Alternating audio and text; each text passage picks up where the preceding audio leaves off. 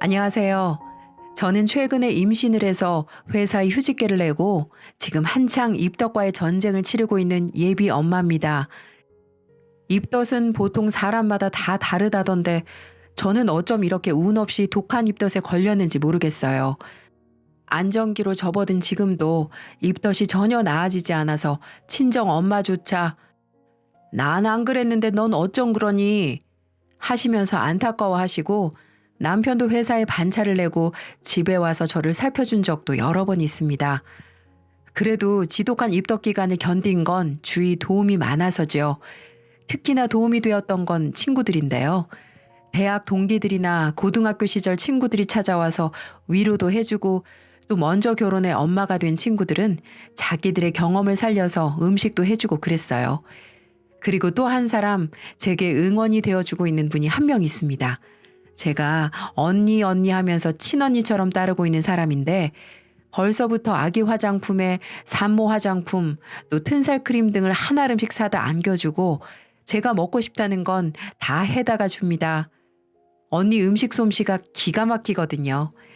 입덧을 시작하자마자 얼마나 생각났는지 모릅니다. 생각난다고 하니까 다음날 바로 만들어서 가져다 주었고요. 저를 너무나도 사랑해주는 이 언니는 바로 제 전 새언니입니다. 네, 바로 제 친오빠의 전 아내 되는 사람이죠.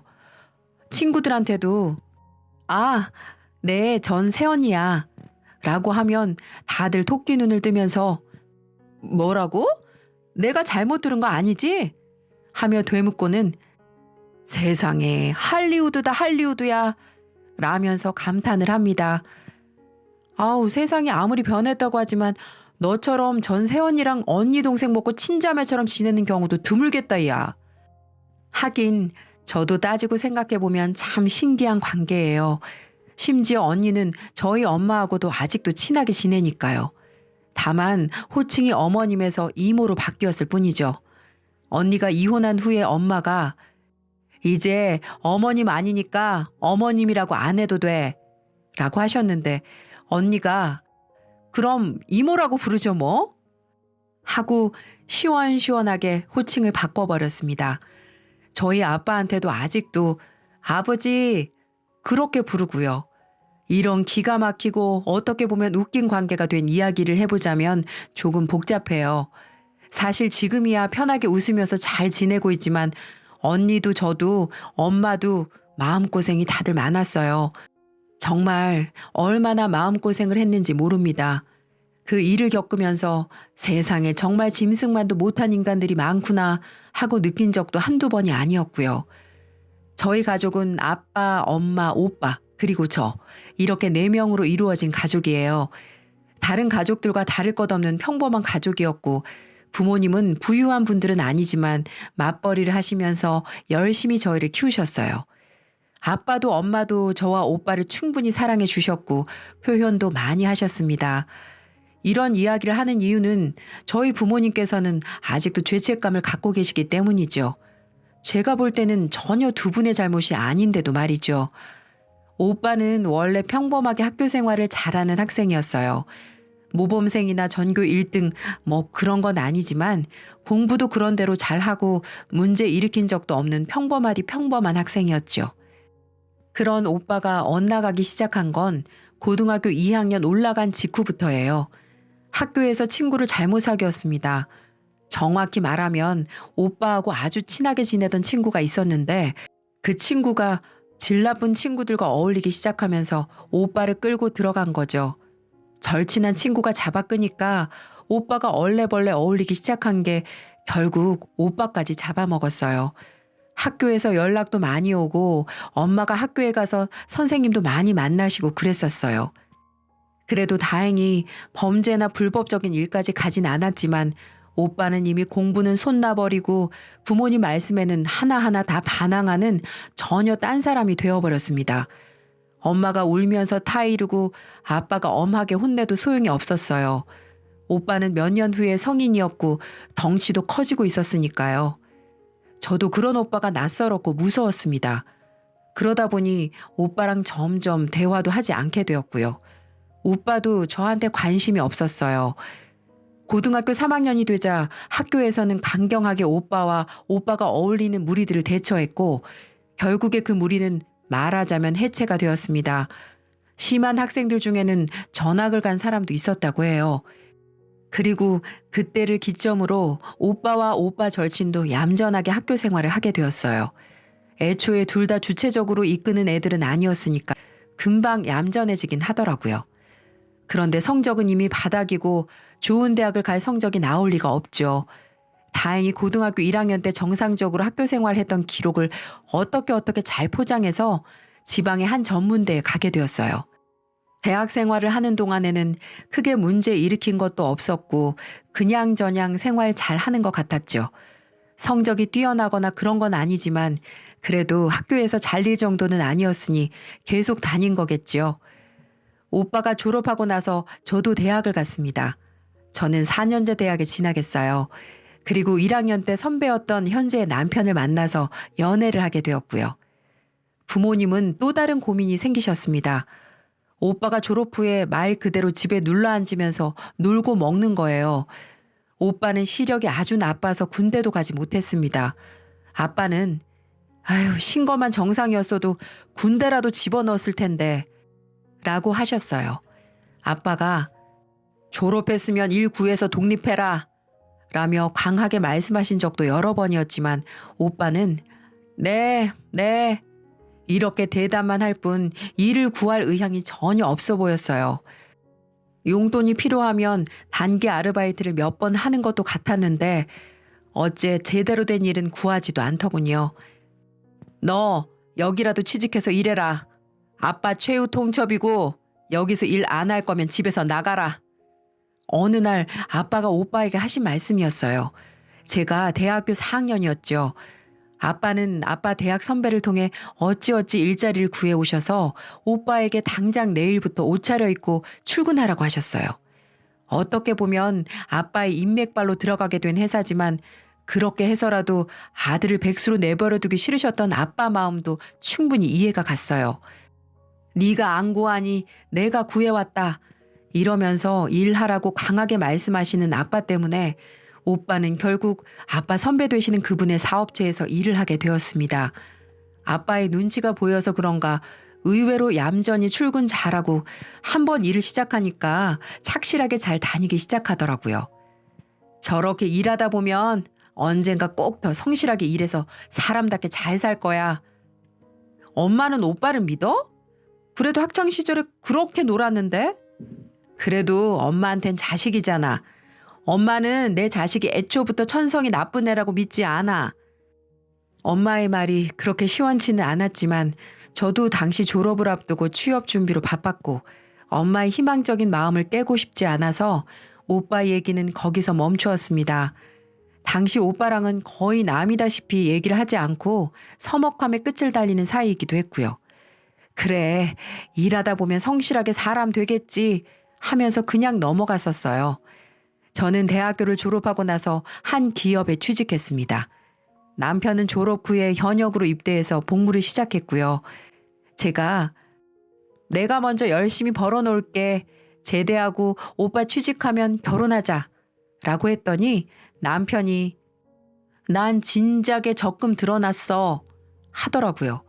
그렇게 저희는 결혼을 약속하게 되었죠. 이미 서로 부모님들께도 인사드린 상태였고 저희 부모님도 남편을 좋아하셨어요. 저도 시부모님께 처음 인사드렸을 때부터 좋게 봐주셔서 따로 인사도 드리고 종종 뵈었었고요. 그러던 어느 날이었습니다. 아마 제 기억에 남편 제대하기 정말 몇 주 전이었던 걸로 기억하고 있어요. 아버지, 엄마, 저 결혼하겠습니다. 뭐? 네가 결혼을? 네가 만나는 사람이 있었어? 네, 길게 만나진 않았지만 저랑 잘 맞고 좋은 여자예요. 결혼하겠습니다. 오빠가 난데없이 결혼 선언을 했습니다. 진작에 연애 사실을 밝히고 만나던 저와는 다르게 오빠는 자기 연애사나 만나는 사람에 대해서 아무 말도 하지 않고 있었거든요. 그저 얌전히 회사나 다니면서 일하는 줄 알았던 아들이 갑자기 며느리를 데려오겠다고 하니까 부모님은 당황하셨죠. 아니, 나는 물론 결혼이 나쁜 건 아니지만 당연히 희영이가 먼저 갈 줄 알았는데. 요즘 세상에 뭐 그런 걸 따지냐면 그래도 제가 먼저 가는 게 어르신들 보기에도 더 좋겠죠? 동생보다 오빠가 먼저 가는 게 낫잖아요.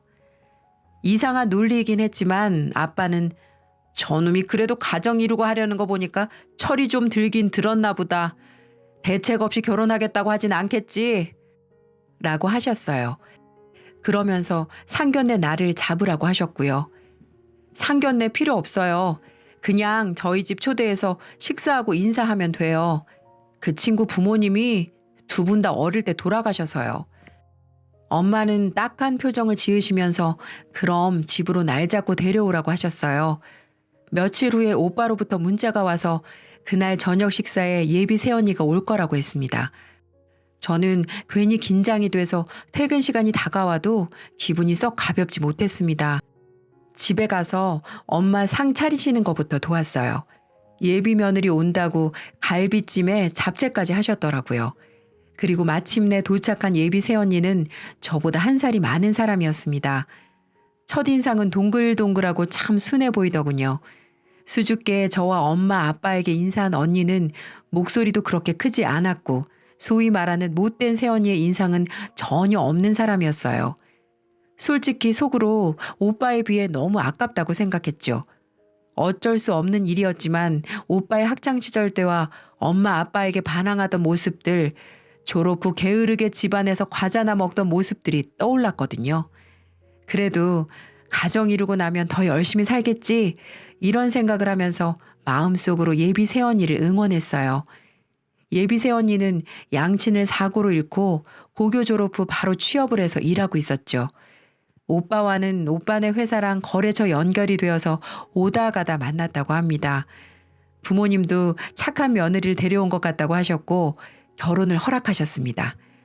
아빠는 오빠가 방황하던 시절부터 엄하게 대하시고 혼내기도 하셨지만 그래도 아들이 가정을 꾸린다고 하니까 지원도 넉넉하게 해주시고 신혼집도 보태주셨어요. 결혼식도 예비 새언니의 가정사정상 크게 올리지 않았고 작은 식장에서 조촐하게 올렸어요. 언니와 오빠는 저희 집 근처에서 멀리 안 떨어진 곳에 살림을 차렸고요. 새언니하고는 사실 처음에는 어색했습니다. 아무래도 오빠랑 저의 사이가 서먹하니까요. 언니는 절 보면 예의를 갖춰서 아가씨 아가씨라고 부르고 존대도 했지만 아무래도 만난 지 얼마 안 돼서 어색하더라고요. 더군다나 저는 못된 시누이가 되기는 싫어서 일부러 언니네 집에 간섭하는 것처럼 보인다거나 그런 오해 사기가 싫어서 일부러 거리를 둔 것도 있고요. 그래도 언니는 엄마한테 참 잘하더군요. 사이가 좋은 고부관계였죠. 엄마도 걔 붙잡아서 가정 이루게 한 것만도 고마운 애야 하시면서 일체 시집살이 안 시키려고 하셨는데 언니가 먼저 엄마한테는 어머니 같이 점심 먹어요. 어머니 잘 지내고 계시죠? 어머니 저번에 반찬 너무 맛있었어요. 하면서 문자도 보내고 살갑게 굴었거든요. 얘가 부모님 사랑에 많이 고팠나 보다. 그러니 이 시애미한테 이렇게 살갑게 굴지. 내가 엄마는 못 대줘도 잘 대해줘야지. 아유 참 말도 이쁘게 해. 시모 복이 아니라 며느리 복도 있는가 보다. 그러다 보니 엄마도 며느리를 예뻐하시고 오빠가 늦게 퇴근하면 종종 집으로 불러서 저녁도 같이 먹었습니다. 아빠도 새언니를 좋아하셨고 저도 그런 식으로 언니랑 얼굴을 보다 보니까 점점 어색하지 않게 인사도 하고 안부도 묻고 하는 사이가 되어갔어요. 오히려 오빠보다도 더 가까워졌죠. 사실 제가 언니와 오빠의 결혼 생활을 다 알지는 못합니다. 말씀드렸다시피 오빠와는 서먹했고 저도 곧 남편이 제대하고 회사에 취직을 했거든요. 이제 제가 시집갈 차례가 된 거죠. 남편이 취직해서 지금까지 일하고 있는 곳은 나름 네임밸류도 있고 신입이라도 초봉이 넉넉했던 곳이었습니다.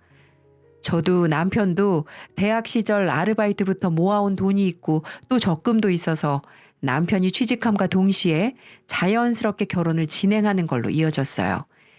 그 과정에서 간간히 언니가 이런저런 정보도 알려주고 자잘한 선물도 줘서 언니랑은 더 가까워졌네요. 물론 오빠랑은 그대로였고요. 언니는 오빠랑 잘 지내요? 나랑 엄마한테만 너무 자주 연락하는 것 같아. 네, 뭐 잘 지내요. 오빠가 워낙 일을 열심히 해서요. 저도 회사 일해서 알잖아요. 얘기 들어보면 잘 지내는 것 같았고, 언니랑은 가까워졌어도 오빠한테 관심이 없어서인지 더 깊게 물어보고 그럴 생각은 들지 않았습니다. 아무튼 그렇게 저도 결혼 준비 잘 마치고 결혼했고, 집에서 독립해서 남편이랑 같이 살게 되었어요. 결혼하고 나서도 저는 더 열심히 일을 했고, 나름대로 신혼부부라고 평일에는 일하고 주말에는 남편이랑 놀고 하느라 집에는 신경을 통 쓰지 못했어요. 부모님께도 간간히 안부 전화나 문자만 드리고 예전처럼 많이 얼굴 뵙지도 못했고 언니랑은 더더욱 보지 못했죠. 그래도 가끔씩 잘 지내냐고 문자는 하고 형식적으로라도 밥 한번 먹자 이런 얘기도 나왔어요. 그러던 어느 날이었습니다. 제가 첫 결혼 기념일을 한 달도 채 남겨두지 않은 시점이어서 그날 뭐 할까 이렇게 행복한 고민을 하면서 지내던 때였어요. 회사에서 일을 하고 있었는데 갑자기 전화가 오더라고요. 여보세요? 네, 혹시 김명숙 씨 보호자 되시나요? 네, 저희 엄마신데요. 지금 김명숙 씨가 교통사고를 당하셔서 응급실에 이송되고 계세요. 저희가 병원 알려드릴 테니까 그쪽으로 오실 수 있으세요? 정말 그 말을 듣고 정신줄을 어떻게 잡았는지 모르겠어요. 넋 놓고 있는 저를 회사 선배 언니가 잡아 흔들면서 정신 차리고 얼른 가보라고 가방을 챙겨주었고 저는 혼이 나가서 가방을 챙겨 회사를 빠져나가 택시를 금방 잡고 병원으로 출발했습니다. 택시 안에서 남편에게 전화해 상황을 얘기하면서 울음을 터뜨렸죠. 남편은 저를 달래면서 자기도 금방 가겠다고 걱정 말라고 해주고 제 모습을 보신 택시기사님도 아유 어쩌나 이봐요 아가씨 울지 마요. 내가 금방 갈 테니까 정신 단단히 차려야지 하시며 속도를 높여주셨어요. 응급실에 도착하니까 난리통이었습니다. 알고 봤더니 그 대낮에 졸음운전자가 사고를 내서 몇 중 추돌 사고가 나서 환자가 한꺼번에 많이 발생한 모양이었어요. 여기저기 우는 보호자들과 환자들이 있었고 저는 엄마를 찾기 시작했습니다. 피가 모자라요. 수혈이 필요한데 혹시 혈액형이 어떻게 되세요? 간신히 찾은 엄마는 피가 필요했어요. 그러나 저는 엄마에게 피를 줄 수 없었습니다. 엄마는 O형이었고 저는 아빠를 닮아서 A형이었거든요. 오빠도 저와 같았고요. 엉엉 울면서 어떻게 해야 할지 생각하다가 남편에게 전화를 걸었어요. 하지만 남편도 맞지 않더군요. 그러다가 생각난 사람이 바로 새언니였습니다. 언니에게 전화를 걸었더니 한참 후에 받더라고요. 언니는 우는 제 목소리를 듣고 놀라더니 제가 사정을 설명하자 잠시만 기다려달라며 전화를 끊었어요. 조금 뒤에 언니에게 문자가 왔더군요. 내가 O형이에요. 아가씨, 내가 금방 갈게요. 걱정 말고 울지 말고 기다리고 있어요. 라고 말이죠. 정말 그 기다리는 시간이 천년같이 흘러가고 30분이 거의 다 되어서 언니가 도착했어요. 그런데 저는 깜짝 놀랐습니다. 언니가 경찰관의 손에 한쪽 팔을 잡혀서 들어왔거든요. 언니의 옷차림도 온통 검은 옷에 검은 모자까지 쓰고 있었고요. 평소에 언니의 모습과는 전혀 달랐습니다. 언니, 이게 어떻게 된 거예요? 아가씨, 설명은 나중에요. 어머님 어디 계세요? 일단 엄마가 우선이었기 때문에 언니는 의사를 따라갔고 그렇게 급하게 언니의 피를 뽑아서 엄마는 수술방에 들어가셨어요. 남편과 아빠가 도착했을 때 엄마는 수술방을 나오셨고 무사히 수술이 끝났다는 소식을 듣자 저도 언니도 모두 안도하며 눈물을 펑펑 쏟았습니다. 아빠는 저와 언니를 감싸 안아주시면서 수고 많았다. 그리고 우리 세아가 우리 은지 너무 고맙다. 이 은혜 어떻게 갚아야 할지 모르겠어. 라고 하셨어요. 그런데 그 말을 들은 언니가 갑자기 펑펑 울기 시작하더라고요. 아니에요, 아버님. 제가 더 죄송해요. 그리고 그때 경찰이 다가왔습니다. 언니는 아직 침대 위에 누워 있었고요. 여기서 조사를 진행할 수 있는 건 진행할게요. 무슨 조사요? 우리 며느리가 뭘 잘못했습니까? 네, 지금 명예훼손으로 고소를 당하셔서. 언니가요? 언니가 왜요? 경찰이 난감한 표정을 지으면서 언니를 바라보더군요. 이걸 말해도 되나 싶은 얼굴이었죠. 언니는 눈물을 흘리다가 제가 말할게요, 선생님. 잠시 나가 계셔 주실 수 있으세요? 라고 물었고 경찰은 알겠다고 하면서 잠시 나갔어요. 아버님, 죄송해요. 뭐가 죄송하니, 은지야? 뭐가 죄송해? 사실 제가 오빠 뒤를 밟았어요. 오빠 몰래요. 스토커처럼요. 뭐? 재영이 뒤를 밟어? 그런데 왜 네가 고소를 당해? 오빠가 바람을 피웠어요. 지난달에 눈치를 채서 열심히 증거를 모았는데 증거가 없어서 결국에 오빠가 그 여자랑 문제한 거 보고 오늘 모텔 간다고 해서 뒤를 따라갔어요. 그런데 제가 모텔 앞에서 오빠가 그 여자랑 키스를 하는데 이성을 놔버려서 그 여자 머리채를 잡고 난리를 피워서 그 여자가 절 고소했어요. 언니의 말에 저도 아빠도 남편도 모두 경악했어요. 언니는 서럽게 엉엉 울면서 자기 핸드폰을 확인해 보라고 거기 증거가 다 있다고 했죠. 저는 급하게 언니 핸드폰을 찾아서 확인했습니다. 정말 가관이더라고요. 당당하게 그 상간녀랑 셀카를 찍고 문자로 온갖 미러를 속삭이고 이딴 인간이 내 오빠라는 걸 믿기 싫을 만큼 더러운 증거들이었습니다. 하지만 가장 화가 나신 건 아빠였어요. 분수에 넘치는 착한 아내 맞았으면 모시고 살아도 모자랄 판에 뭐? 바람을 피워? 이 자식 어딨어? 오빠는 그 여자랑 경찰서에 있어요. 아가씨 전화 받고 제가 경찰분들한테 빌었어요. 어머님만 제발 살리고 오게 해달라고. 피가 저랑 유일하게 맞아서 제가 살려야 한다고요. 이 짐승만도 못한 놈. 지 애미가 죽어가는데 저는 바람난 여자 끼고 경찰서에서 기다리고 있어? 지금 당장 가야겠다. 거기 경찰 선생. 우리 며느리는 내가 데리고 갈 겁니다. 희영이 너는 김서방이랑 엄마 지키고 있어. 아빠, 언니도 아직 쉬어야 되잖아. 그냥 그 자식 보고 오라 그래. 저도 화가 나서 소리쳤고 중간에 끼신 경찰분만 난감해지셨어요. 어쨌든 언니는 지금 고소를 당한 상태니까요. 언니가 회복해야 한다는 걸 참작해서 다행히 며칠은 시간을 벌 수 있었어요. 엄마는 그 사이에 의식을 찾으셨지만 충격을 받으실까봐 일단은 오빠 이야기를 절대 하지 않았습니다. 아빠는 그 사이에 아는 지인과 인맥을 총동원해서 유능한 변호사들을 만나고 다니셨고요. 그 중에 아빠가 판단하셨을 때 가장 사람이 괜찮아 보인다는 분을 언니의 이혼소송 변호사로 붙이셨어요. 아빠, 괜찮아? 세상에 아들 이혼소송 거는 아빠는 아빠밖에 없을 거야. 그놈은 내 아들 아니야. 내 자식은 희영이 너 하나야. 참을인자 3번이면 살인도 면한다고 하는데 내가 그놈 학창시절부터 참아왔어. 살인 나는 것보단 이혼이 낫지. 어디 감히 그런 착한 아이한테 그래. 위자료도 톡톡히 받아내게 할 거고 그 상간녀란 여자도 은지 고소하는 거 가만두진 않을 거다. 언니 앞에서는 당당하게 큰소리 쳤던 것 같던데 저희 아빠를 보니까 오빠고 그 여자고 둘 다 아빠 앞에서는 벌벌 떨더라고요.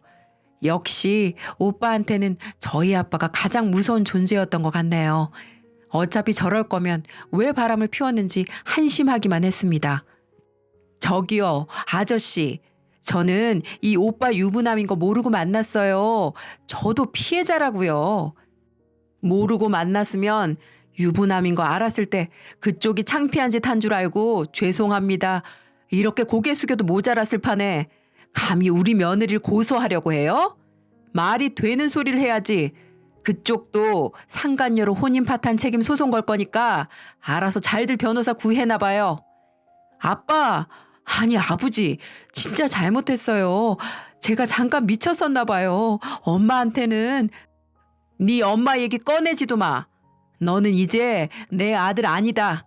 사람 고쳐 쓰는 거 아니라고들 하지만 그래도 네가 엇나갈 때는 그래 10대니까 그럴 수 있지. 잘 가르치고 내가 내보내지 않고 품는다면 돌아올 거다. 이런 마음으로 참았다만 이젠 아니다. 나한테 자식은 희영이 하나뿐이야. 아빠는 정말 강경하게 나가셨고 물러서지도 않으셨어요. 결국 오빠는 유책 배우자로 언니에게 몇 천만 원의 위자료를 주고 이혼하게 되었고요. 그 상간녀도 소액이지만 돈이 좀 깨졌습니다. 간통죄가 폐지되어서 그렇다고 하네요. 이제 마음 편하게 살아. 너 아직 젊어서 좋은 남자 만날 수 있어. 마음 고생한 거 다 잊고 내가 이렇게 사과할 테니 우리 잊고 살아라. 어머니, 저 어머니 못 잊어요. 엄마 없는 제게 엄마같이 대해주셨는데 어떻게 잊어요? 이혼하던 날 언니가 엄마를 잡고 울면서 말했어요. 그 모습을 보고 언니는 우리 부모님을 정말 친부모님처럼 생각했구나 싶어서 정말 가엾고 눈물이 나더라고요.